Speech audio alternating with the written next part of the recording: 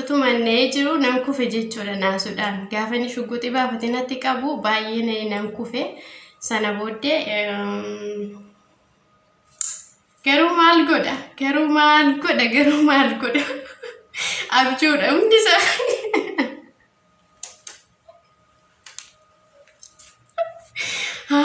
jettanii na egaa turtan miti hin duuti moo nafti jettanii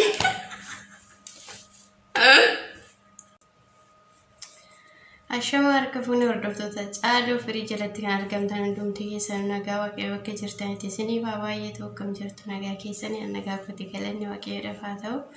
akkam naaf jirtu isin hundumti keessanuu baga naaf jiraattanii baga nagaa naaf taatanii isiniin jedha baay'een isin jaalladha baay'een isin kabaja hordoftoota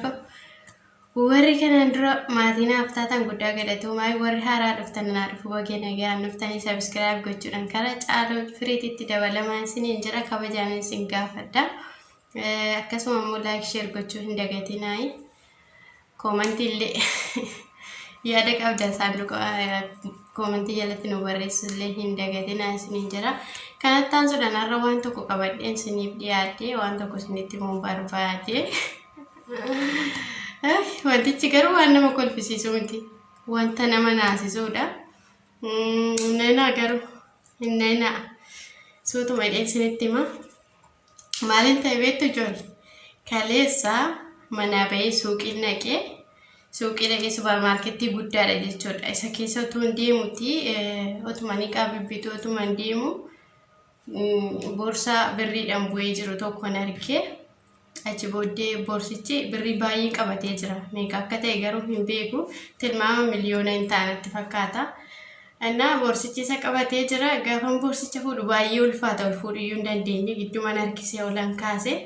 achi yeroon ol kaasu abbicha itti barbaadadhe asii fachi suuqii keessa utuma hin deemuti abbicha hin argine afoo kiyyatti hin argine dura duuba kolaalaan deema nama sanaan barbaadatan jira garuu hin argine jechuudha garuu wanta nan hin tokkotu ta'e akkamitti sanitti mame maal jedheen sanitti maa akkamitti akkan sanitti muyyuu hin beeku maalin ta'e beektu himuun isaatillee baay'ee ulfaata baay'ee waan nama naasisu garuu naalaanna'inaayi ani baay'ee na'e yeroo sanatti baay'ee naasu guddaatu natti dhagahame mudannoon akkasii na mudatee hin beeku garuu mudannoo inni milanaa kuni baay'ee kan ulfaatudha haa ta'uyyuu malee isinittan hima amma obsaan na caqasa viidiyoo kana hamma xumura isaatti dhaggeeffadha achi booddee birricha kaasee achis laala asis nan laala abbicha arguu hin dandeenye utuu nan hin beekin garuu waan inni yaanin irratti ta'e jechuudha abbichi suni dhufeera isuma shugguxii baafate morma koo irratti qabu qofan arge nannee bakka laphee keessa waatu na xaaxayyoo siniin jedhe dhugaa isinitti hin fakkaatu agama kanna'e anatu beekanna'e naasuun duddana kuttee karanti guruu wallaale bakka iddoon naqu wallaale siniin jedha achi booddee utuma na'ee jiru nan kufe jechuudha naasuudhaan gaafa inni shugguxii baafatee natti qabu baay'ee nan kufe sana booddee garuu maal godha abjuudha hundi isaa